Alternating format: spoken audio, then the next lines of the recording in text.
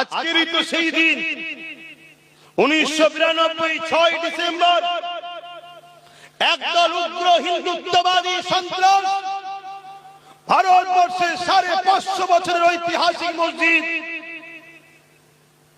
বাবরি মসজিদ, সেই মসজিদ বাবরের নামে তৈরি, কিন্তু মসজিদটা বাবরের নয়, বাবরের বাপেরও নয়। মসজিদ হলো রব্বুল আলামিন আল্লাহ, জনগণের টাকা, ইসলাম প্রেমীদের টাকায় এই ঘরও সেদিন তৈরি হয়েছিল।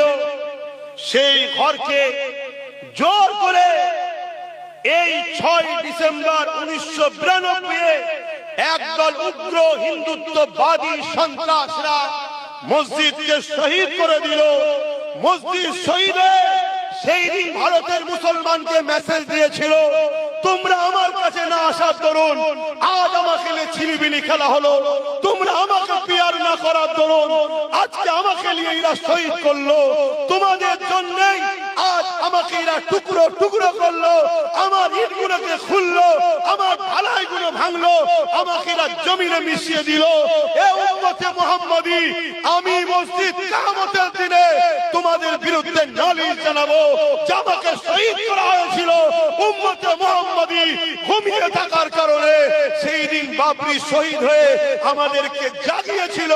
ওটা তোমরা যদি ঘুমাও আমার মতো হাজারো বাবরি শহীদ হয়ে যাবে, কিন্তু এ জাতের এখনো ঘুম ভাঙেনি।